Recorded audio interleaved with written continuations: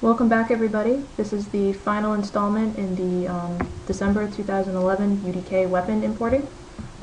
We're going to assume that you've watched the last installment and that you have your weapon imported into UDK with all of your animations and your naming conventions, that you have a basic project set up, and that you have Visual Studio and NFringe ready to use. So the first thing you're going to want to do is create your weapons class. So let's go to Classes, Add, New Item. Down here we're going to click on UT3 Weapon. You can name it whatever you want. We're just going to use the default name. Select Add. So you'll notice, first thing, you've got 3 files here. The one that you're interested in, the one that just popped up, myweapon.uc. And the only thing we're going to do for right now is we're going to change this extends here. You can change it however you'd like. UT weapon is a good one to start with, but there's a lot of extra work that you're going to have to do.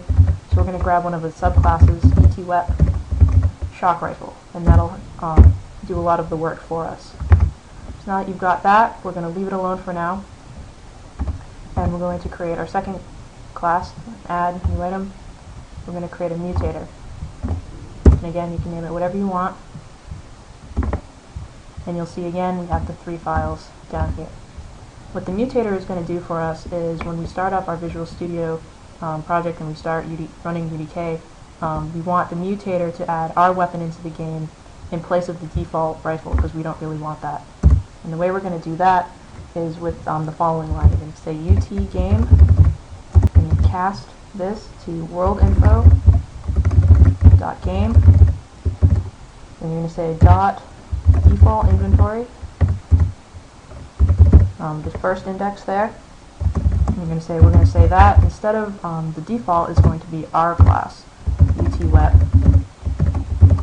my weapon, and don't worry about the extension here. So we're going to replace that shock rifle with ours. We're going to replace the default with our shock rifle, I should say. And so in order to get this working, we're going to go back to our properties, which you messed around with in a previous installment. You can go to load map at startup in the debug here. Question mark mutator equals whatever your project is called, in our case YouTube weapon, dot the name of your mutator up here. In our case is UT mutator underscore my mutator. And again, don't worry about the extension. So once we've got that, I'm just going to make sure that that went through correctly. I'm going to unload the project, hit save. Yes, we want to save those, and I'm going to reload that project, and then we'll try rebuilding. You'll occasionally see this problem when you do that unload and reload. If you do see it, don't worry, just hit rebuild again, and Visual Studio will fix itself. So we'll wait for that to rebuild, and then we'll run that. And if all went well, you're going to see yourself with the shock rifle, which is different from the usual one that you start with. And so all of the default behavior of the shock rifle is right now. So that's good. But that's kind of boring. It's not really what you're here for. So let's start adding some of the cool things to it, like your mesh.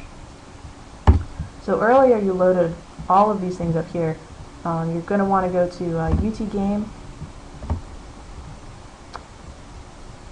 UT weapon, link gun's a good one to look at, shock rifle's another good one.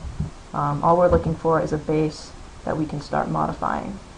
And these are really great to look at to really get a feel for how the default ones are implemented. And the line that we're interested in is in default properties, and it's this code block that begins with weapon skeletal mesh.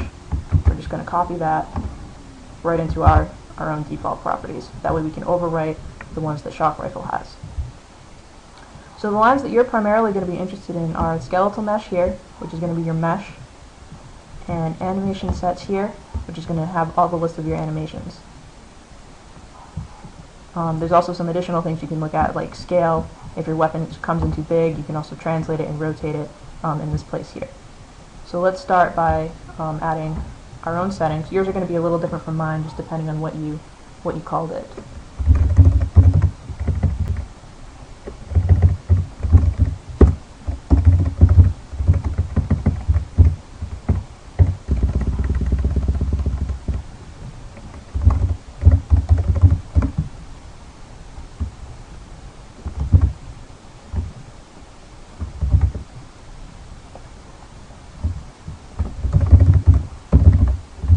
And so the first thing we're going to look at is this. I'm just going to run that to see if that worked. So if all went well, you're going to see your own mesh in the game right here with the animation whenever you fire. And you're going to want to make sure that you're, if you're not seeing your animation playing when you do this, oh wow. So our mesh made it in. That's obviously not what we're looking for. So let's show you really quickly how to rotate that and how to scale that down. So I'm going to scale mine down to about half, and then we're gonna translate that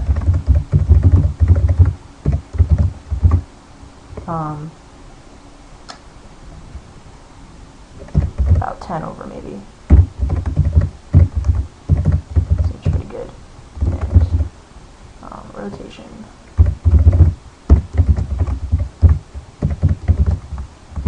Let's see what that does for us.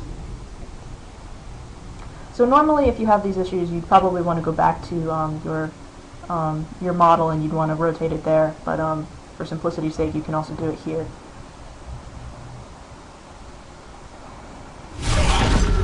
And yeah, that's looking a lot better. And so great, our animation came in.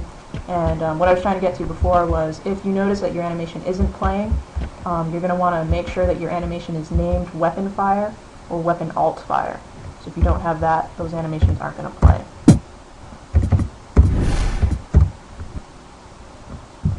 That's a pretty good start. So now we've got the weapon into our own hands, but if you run this and you put some bots in, they're not going to be holding your weapon at all. So that's the next thing we're going to do, is we're going to create, what should we call it? We'll call it an attachment. Say my attachment. And you're just going to use an Unreal script file here. I'm just going to add that. So for us, we're using a shock rifle, so we can actually we can use that my attachment shock rifle here, so we can extend that. And we're pretty much going to do the same thing that we did a few seconds ago with the begin object equals, begin object.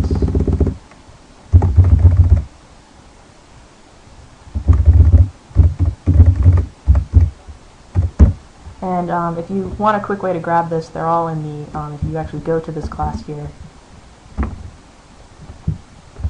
scroll down a bit.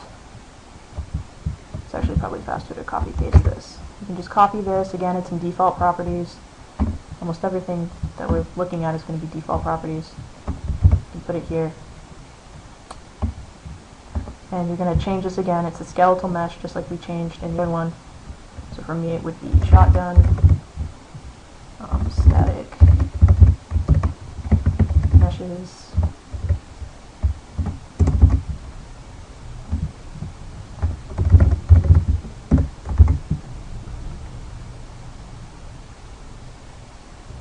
And because I had to rotate mine, I'm just going to do that one more time. You probably will not need to do this step.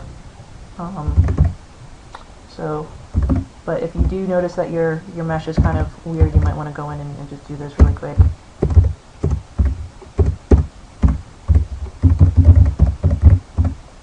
One thing to mention, because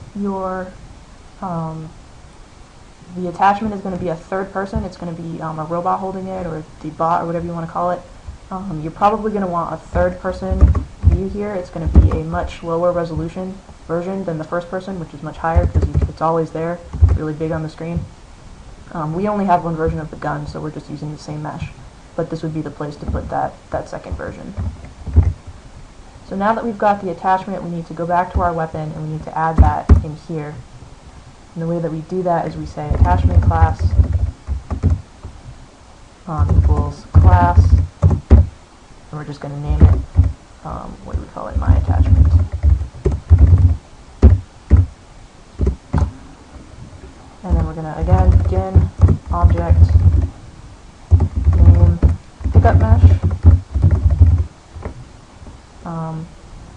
And again, no, just pick up mesh. Thanks. You're going to grab the skeletal mesh again from right up here. And then end object. So we've actually done two things here. We've added the attachment class that our enemies can hold it, and we've also added the pickup mesh, which is what it's going to look like if it's on the ground and ready to be collected. So let's build that and see if that worked. Oh dear, that's not correct. Let's cancel out of that. Nope, it's not going to work. And sometimes the autocomplete does some really strange things, so just keep an eye on that. Make sure it didn't do that in the other one. Yeah, that looks pretty good. Okay. So let's run that again.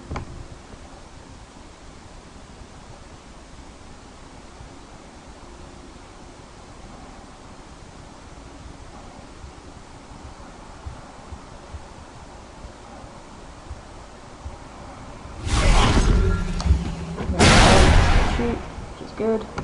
And I'm just gonna add bots here so we can make sure that they do indeed have the weapon. And it looks like they do. There it is. You'll notice the rotation is off, which probably means that I've typed that wrong. So let's take a look at that. Just going to cheat very quickly.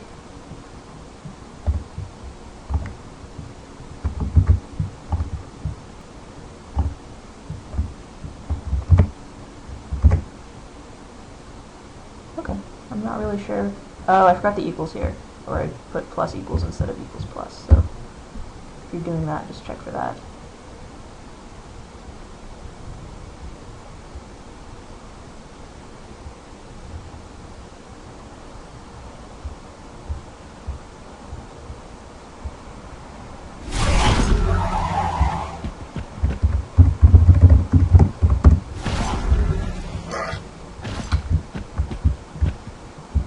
And yeah, that looks pretty good.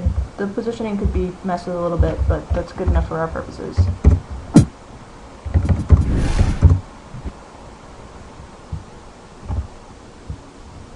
And so the last thing we're going to be interested in is getting some more things like particle effects and weapon sounds and things like that in.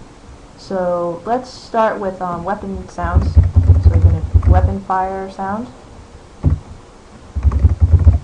And 0, and that's going to be the two. Those you have the right click and the left click. So 0 is going to be the first one. Sound cue. And I'm just going to grab one that I know sounds cool from another gun, the buzzsaw. Sounds. Blaster. Cue. So now, if we run that, when we use our primary attack, we're going to get that sound instead of the one that comes default with the shock rifle. And you can do this for the other one again with just instead of 0, you put 1 there for the index.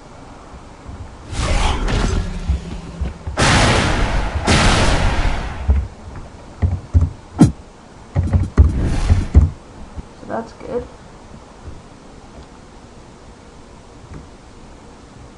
You can also, here's also a good place to do things like set your ammo count. We can set it to something really high, like 1,000. That's kind of cool. You can set how much you'll pick up, the locker ammo count. So every time you run over it, you'll grab another 1,000 bullets. You can set things like the max ammo count. So it's something like 5,000. Fire offset is a cool one.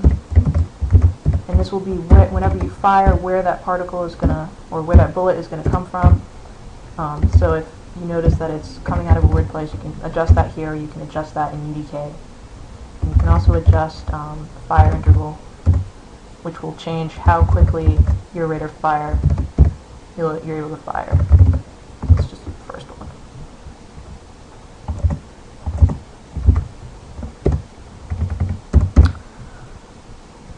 So that's pretty cool. So the last thing I'm going to show you guys is how to add projectiles. And again, we're just going to use a projectile class that already exists and just sort of build on top of it. So let's create a new item. Go an Unreal script file. I'm just going to call it my projectile. You're free to call it whatever you'd like. And one that I think is really cool looking is the UT projectile underscore the scorpion glob. It's just a cool name. And this is where you'd want to put special attacks, special effects that your projectiles have. You can set how much damage they do. They do like a crazy amount of damage. You can set the damage radius is another cool one. But if you have any special effects, you know, you want your bullets to paralyze someone when they hit them, this is probably the best place to put that code. And so once you've got your projectile class, you're just going to want to go back to my weapon, and you're going to want to add it there. And so that would be weapon, fire types, and again, 0 for the first weapon equals EWFT projectile, and then weapon projectiles 0 is class, and then give it your projectile class here, my projectile.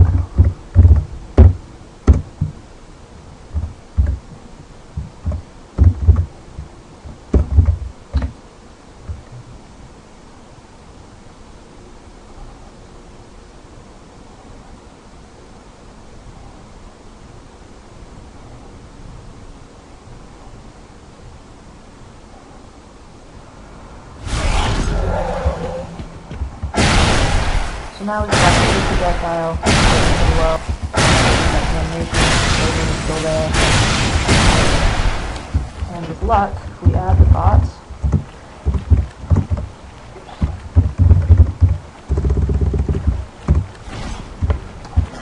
when he spawns, he will also be firing that projectile because of the code that we implemented previously, which sort of come for free. We're going to have to get him to shoot me. Come on. There we go. And now I'm shooting him. And we can also test the quick damage. First blood.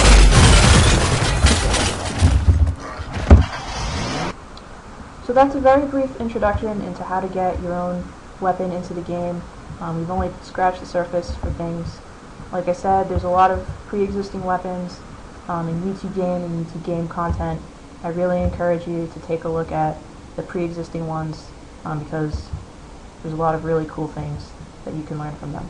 And that'll give you a really great way to come up with your own cool weapon designs. So thank you for watching, and I hope you learned a lot.